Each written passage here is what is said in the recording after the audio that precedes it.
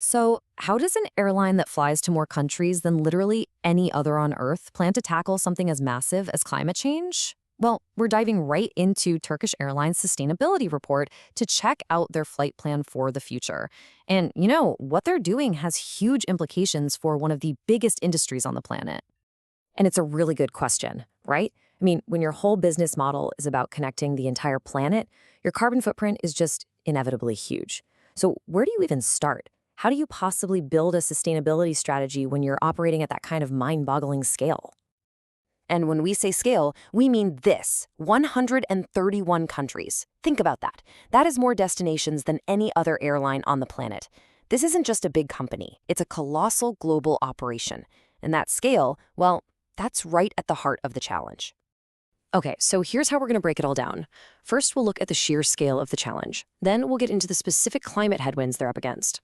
After that, we'll dig into their three-part strategy, check out the two very different futures they're planning for, and finally, we'll get to the bottom line.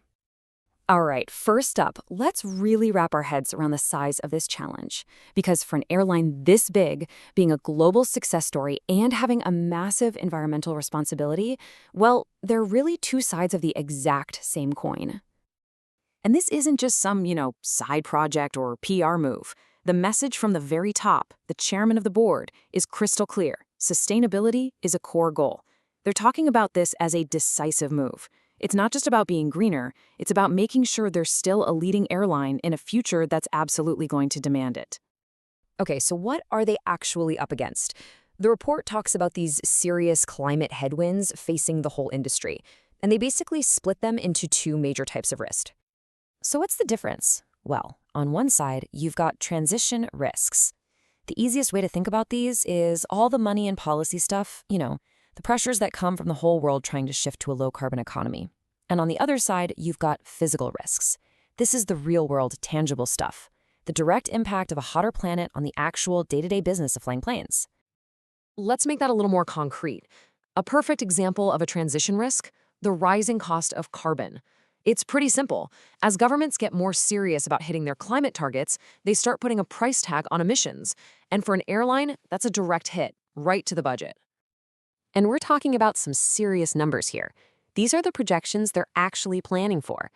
If the world manages to hit its Paris Agreement goals, they're looking at the price per ton of carbon hitting $140 by 2030, and then a whopping $250 by 2050. Now imagine you're an airline burning millions of tons of fuel.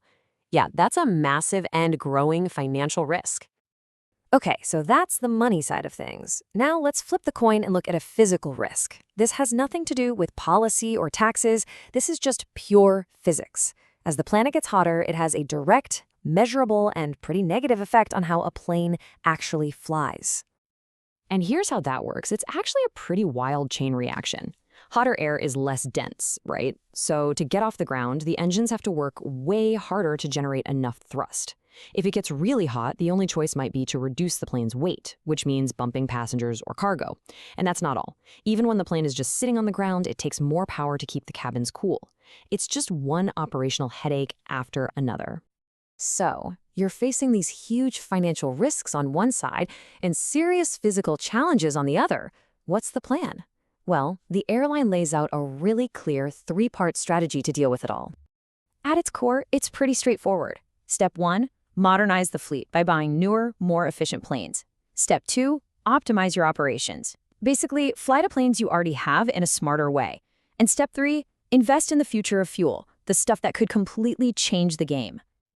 And when it comes to that first step, they are not messing around. We're talking about a planned investment of almost $28 billion. That's for 413 new aircraft between now and 2045. I mean, that is a serious, serious commitment to upgrading their fleet. And here's why that matters so much. These new generation planes are just fundamentally more efficient. You're looking at a 15 to 20% drop in fuel burn compared to the older models they're replacing.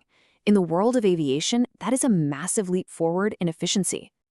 But it's not all about shiny new planes. That second part of the strategy is all about optimizing the little things, stuff you might not even think about, like taxiing on the ground with just one engine running, or planning flight paths that are just a tiny bit shorter, using lighter stuff inside the cabin. Each one seems tiny on its own, but when you're running thousands of flights every single day, it adds up fast. So how much does all that small stuff actually add up to? Get this.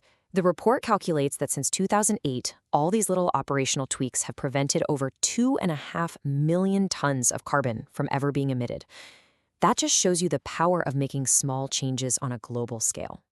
But the final and maybe most important piece of this puzzle is the fuel itself. Modernizing the fleet and optimizing operations, that's all about being more efficient right now. But sustainable aviation fuel, or SAF, that's the long game. That's what everyone in the industry sees as the real key to truly cutting emissions in the future. Okay, but here's the thing. All of these plans have to work in a world that is, well, pretty uncertain. So a really fascinating part of their report is how they analyze two completely different versions of the future, basically to see if their strategy can hold up no matter what happens. And they really look at two extremes. Scenario 1, let's call it the good future. The world gets its act together, hits the Paris Agreement goals, and we keep warming below 2 degrees Celsius. Scenario 2 is, not so good, a high emissions world where we basically fail and warming shoots past a catastrophic 4 degrees. The challenge is their plan has to make sense in both of those possible worlds. And this chart right here just shows you how incredibly different those two futures would look. In that Paris-aligned world, you see fossil fuels shrink down to just a small piece of the pie by 2050. But in the high-emissions world, they're still king. And for an airline, which one of these futures comes true completely changes everything. The cost of carbon, the availability of sustainable fuel, everything. All right, so we've looked at the risks, we've broken down their three-part strategy, and we've seen the two wildly different futures they're preparing for. So, what's the big takeaway here? What's the bottom line? It really boils down to three key things. First, for airlines, climate change isn't some far-off idea. It's a real financial and operational risk today. Second, their game plan for dealing with it is that three-part playbook: newer planes, smarter operations, and a big bet on future fuels. And finally, and this might be the most crucial point, an airline can have the perfect strategy, but at the end of the day, their success is completely tied to whether the entire world gets serious about a sustainable future. And all of this leaves us with the one big lingering question. We know people want to fly more, not less. The demand for air travel is only going to grow. So the real challenge for Turkish Airlines and for the entire industry is a simple one. Can their plan for innovation climb fast enough to outpace their own emissions?